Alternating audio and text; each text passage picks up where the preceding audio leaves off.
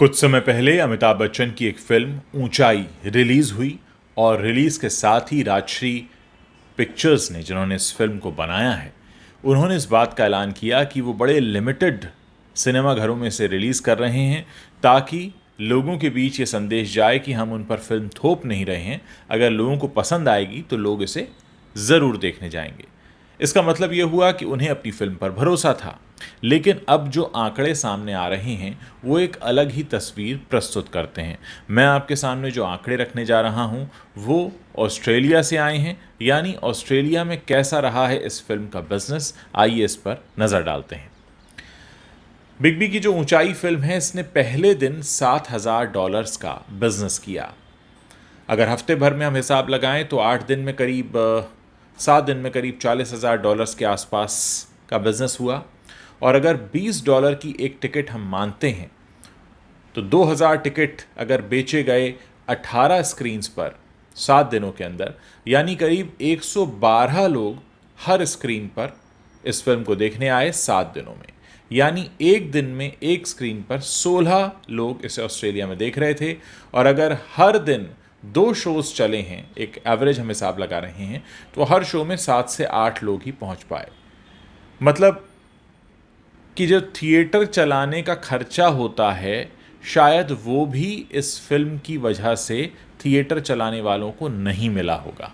अगर यही देश अमेरिका होता तो वहाँ ये फिल्म चलती ही नहीं, क्योंकि अमेरिका में हम जानते हैं कि मिनिमम 20 लोग होने चाहिए किसी भी शो में, तब वहाँ के थिएटर ओनर्स उस शो को चलाते हैं। अब 7 से 8 लोग अगर एक शो में आते हैं तो आप अंदाज़ा लगा सकते हैं कि शो को चलाने का जो खर्च है वो भी नहीं निकला होगा। अब बात करते हैं कि इसके प्रमोशन की। इसका प्रमोशन जो वहाँ पर किया गया वो एक पंजाबी फिल्म के साथ किया गया। आप समझ सकते हैं कहाँ बॉलीवुड रीजनल फिल्मों को काफ़ी नीचा दिखाता रहा है, और आज सदी के महानायक कहे जाने वाले अमिताभ बच्चन की फिल्म के प्रमोशन के लिए भी एक रीजनल फिल्म का सहारा लिया जाता है। यानी अब मामला ये है कि बात बराबर हो चुकी है। वैसे पिछले दिनों अमिताभ बच्चन ने अपने ब्लॉग में ये बात साफ तौर से लिखी थी कि मुझे देखने के लिए हर संडे जो मेरे घर के बाहर भीड़ जमा होती है, अब वो पहले की तुलना में काफ़ी कम होने लगी है। यानी उन्हें खुद इस बात का अंदाज़ा है कि अब उनकी, या यूँ कहें कि बॉलीवुड की लोकप्रियता तेज़ी से नीचे जा रही है। एक और बात हम ये मानकर चलें कि कुछ महीनों पहले होता ये था, अगर हम ऑस्ट्रेलिया की बात करें, कि नेपो किड्स की फिल्में प्रमोट होती थी। वहाँ इंडियन फिल्म फेस्टिवल मेलबर्न होता है, वहाँ पर नेपो किड्स को बुलाया जाता था। लेकिन आज ये स्थिति बन गई है कि वहाँ पर अमिताभ बच्चन की फिल्म को चलाने के लिए भी एक पंजाबी फिल्म के साथ उसे प्रमोट करना पड़ रहा है, क्योंकि लोग अपने घरों से निकलने के लिए तैयार नहीं हैं। तो ये है वो असलियत जो अब सबके सामने आ चुकी है।